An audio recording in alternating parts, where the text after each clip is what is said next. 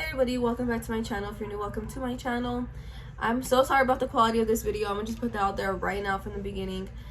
This is gonna be my 23-week pregnancy update. I originally filmed this video on my camera, my actually like good quality camera, and then I went to edit it on my laptop. The computer keeps crashing and it doesn't even let me, like, when I go to log into the actual laptop and put my password in, it takes like 15 minutes to actually log me in because that's how slow it's going right now. So I did go ahead and order more RAM, but it's not gonna be in till Friday.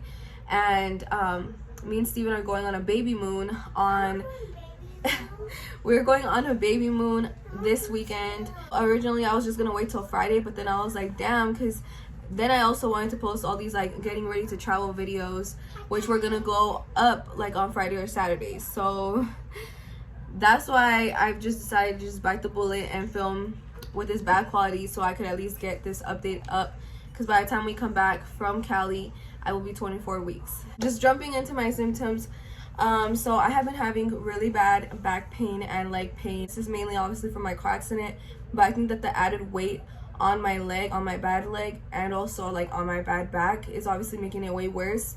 Like some nights I wake up literally all throughout the night having to put icy hot on my leg because it hurts so insanely bad, like to the point where I literally want to cry. I can't even imagine how bad it's gonna be once the baby is way bigger, like at his almost birth weight. I'm not, oh my god, it's gonna hurt really bad, but it is what it is. Another thing that's been happening to me is Braxton Hicks. I've gotten Braxton Hicks since I was literally like, I want to say 17 weeks pregnant. I've been having Braxton Hicks contractions, and they're not real contractions because they don't have any pain with them. They just feel like a tightening of my stomach. I used to not get them like every day. Now I feel like I get like at least one or two here and there every day. I've also been having really bad acid reflux. It's so bad, you guys. I barely bought I barely got Tums yesterday to help with that, and I've never had to use Tums like with Ina or Isabella. I don't even know what a Tums tastes like. Another thing I've been having is really bad rib pain. He's literally tucked in my ribs, like right here on my right side. He's like tucked in my ribs, so I can feel him. Like I can feel my ribs right here where I'm pointing, and then I can feel him right here. So I don't know if that's his like foot or his hand or what it is. I want to say it's probably like a foot or something, because sometimes I feel like he's like almost like, I don't know how to say this word in English, but almost like como que anda sacudiendo la patilla, you know, like he's, I don't know how do you say that in English? I don't know, but he's like flopping it around or something, like if it's stuck. And then also when I'm just like sitting like this, it's like I feel like I'm sitting on top of him. As you can see, like here's the crevice like of my belly, and when I'm sitting down like this, it just feels like I'm sitting on him, and I just feel like I'm suffocating. I've been leaking milk for quite a while, I think since like 17 weeks or something. I don't really remember, but I know I started leaking milk pretty early on. I will leak so much milk to the point where like I'm just dripping like a lot, you guys. It's not just like a few drops here and there. I leak every single day now. So moving on to weight gain. So I have so far gained 8 pounds. So at 23 weeks, I've just hit my 8-pound mark, which I feel like is not super bad, you know. It's I don't even remember how much I weighed at this point with Ina or Isabella, to be honest. The baby at 19 weeks was weighing 1 pound 3 ounces, so he's pretty chunky. As far as I know, like when I looked up like how much do babies usually weigh at 19 weeks pregnant, I feel like he's pretty chunky to be weighing 1 pound and 3 ounces already. The last thing I wanted to go over with you guys was the syndrome that he tested positive for. So in the gender reveal video, I did mention that the reason why we didn't have an actual gender reveal like we wanted to was because he ended up testing positive for a syndrome that only boys could have.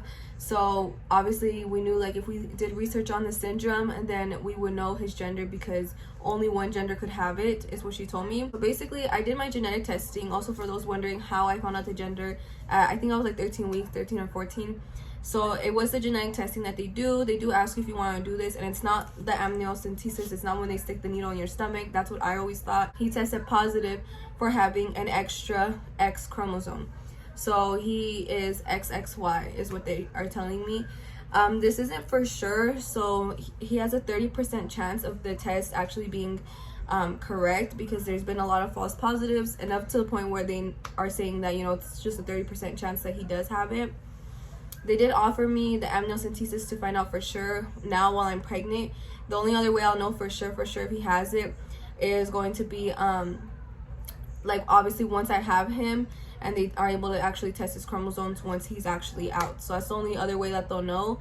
I did decline the amniocentesis just because I talked to Steven about it, and we just both decided that it really didn't matter. Like, what were we gonna do, you know, like even if we did the amniocentesis and they're poking into his bag, so I just don't even want to take the risk of even having to be put on bed rest. My pregnancy is already high risk.